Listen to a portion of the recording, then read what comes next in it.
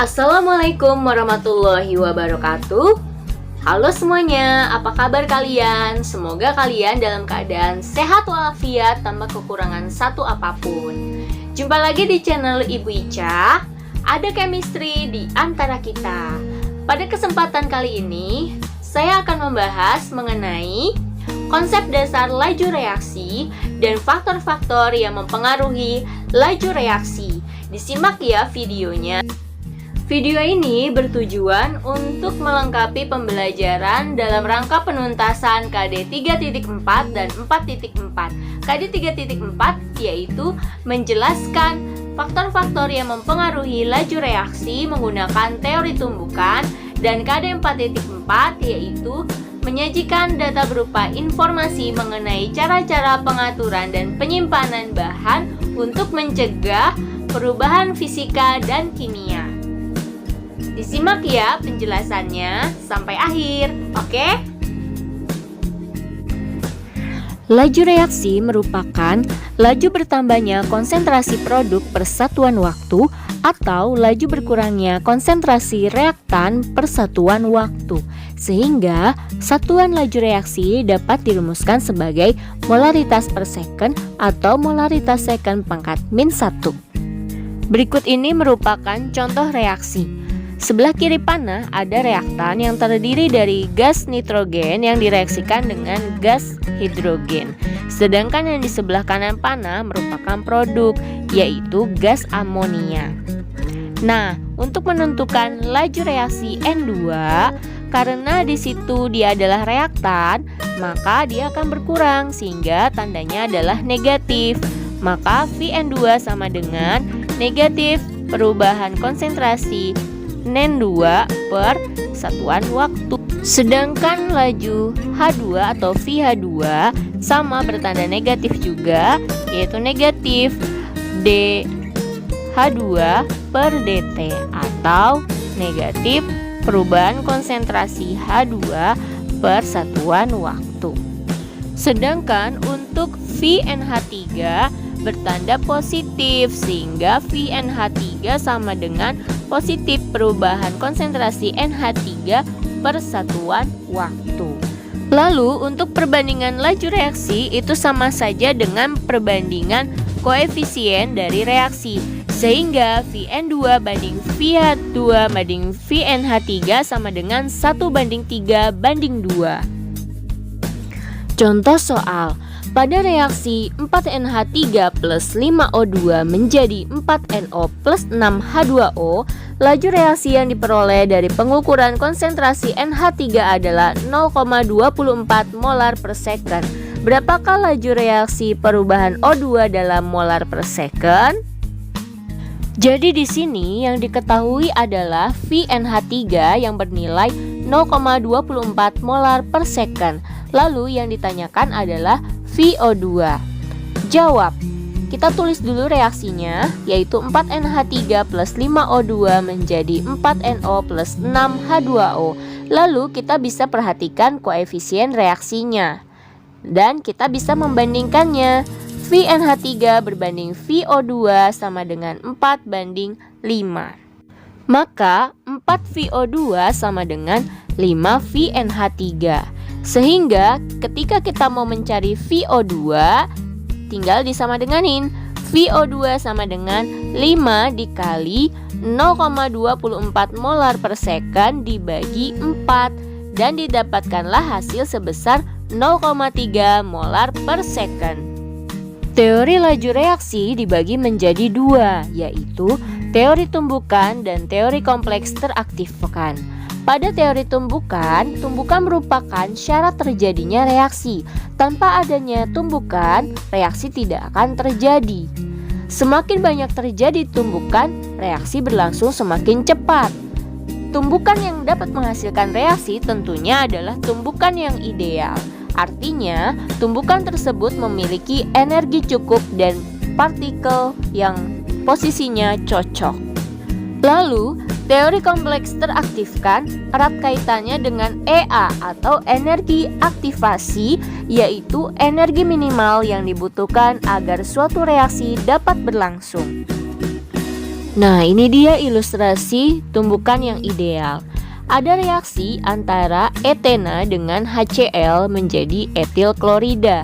Reaksi ini seperti dijelaskan di materi sebelumnya merupakan reaksi adisi dari alkena. Nah, di situ Anda bisa melihat bahwa di tumbukan pertama tumbukannya berhasil karena si H langsung menyerang atau masuk ke dalam ikatan rangkapnya. Pada tumbukan kedua tidak terjadi reaksi karena posisinya tidak sesuai. Terlalu besar untuk partikel Cl masuk ke antara ikatan rangkap dua.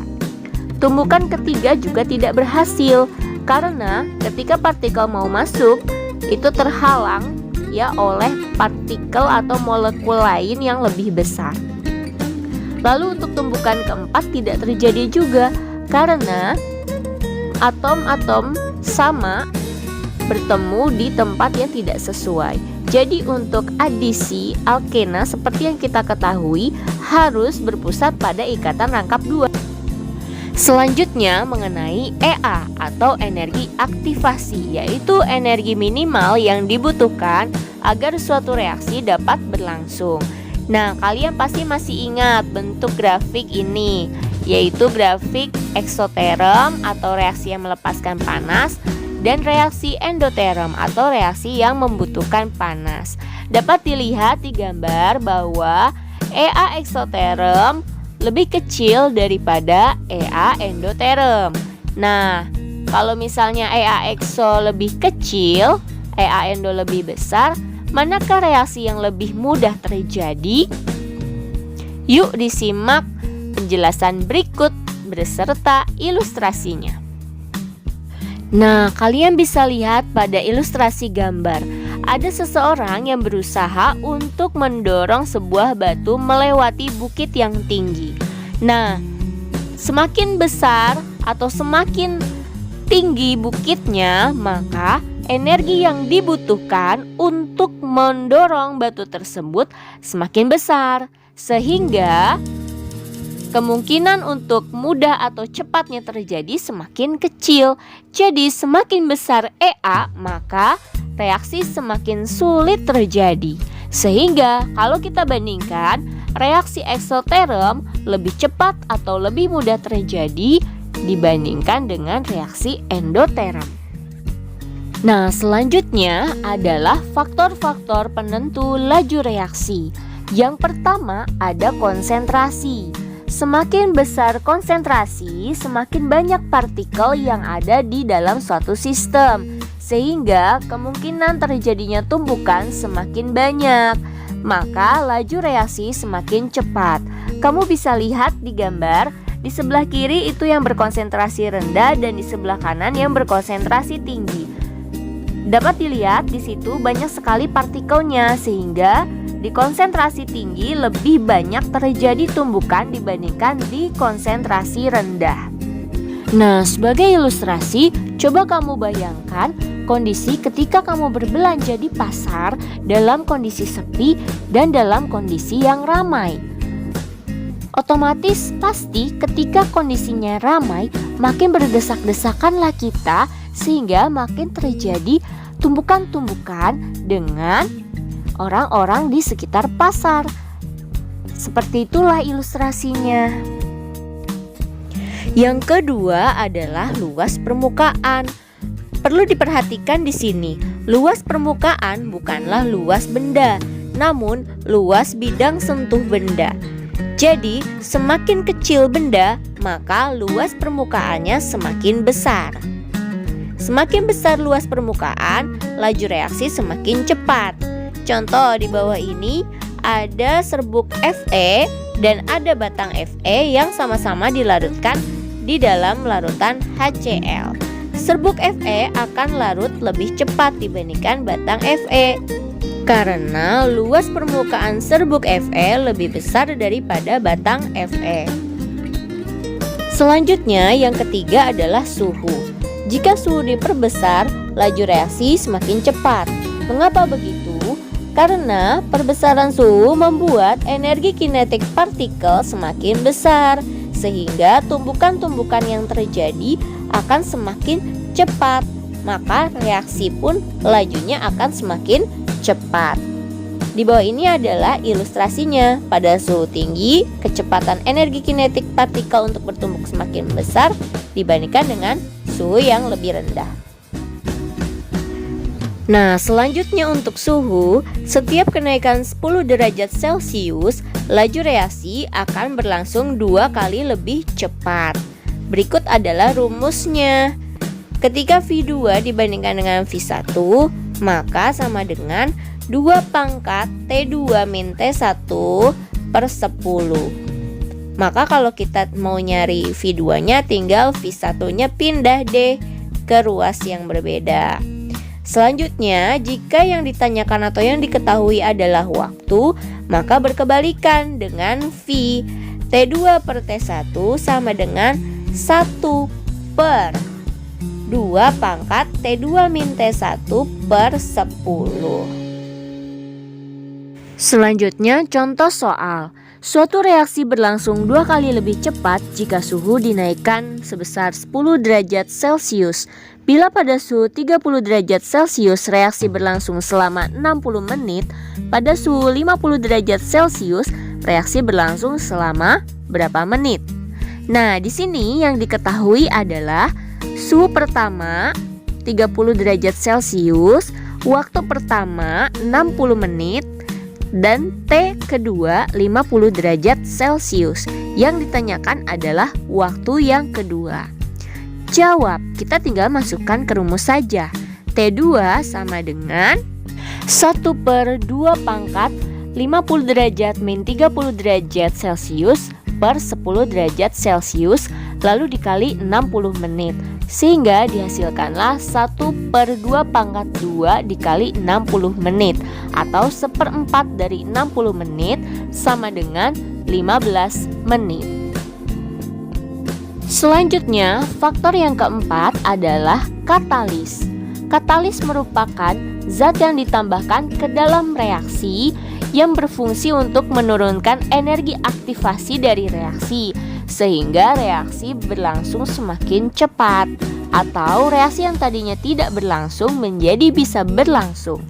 Di bawah ini adalah tabel diagram energi ketika suatu reaksi endoterm telah ditambahkan katalis. Nah, bisa dilihat kan, EA-nya turun, maka reaksi terjadi.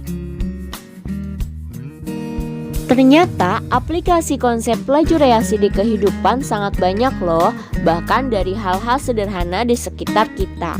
Pertama, contohnya saja pengecatan pagar rumah. Untuk menghambat laju oksidasi besi oleh oksigen di udara, maka pagar rumah yang terbuat dari besi harus dicat. Lalu, contohnya lagi peletakan makanan di dalam lemari es. Untuk menghambat pembusukan, laju reaksi pembusukan, maka makanan didinginkan di dalam lemari es. Selanjutnya, dalam pembuatan kertas, bahan baku digerus agar lebih mudah tercampur secara homogen dan lebih cepat juga penyampurannya. Selain itu, ternyata penjual gado-gado juga menggunakan aplikasi laju reaksi loh. Dia memotong-motong atau menghancurkan terlebih dahulu kacangnya agar dapat dicampurkan menjadi bumbu kacang lebih cepat dan lebih mudah. Lalu, pada pembuatan roti digunakan pula ragi sebagai katalis agar reaksi pembuatan roti menjadi baik, rotinya menjadi mengembang dan bagus. Ayo, ada lagi nggak ya kira-kira aplikasi penerapan laju reaksi di kehidupan sehari-hari? Oke, sekian video dari saya. Kurang lebihnya mohon maaf.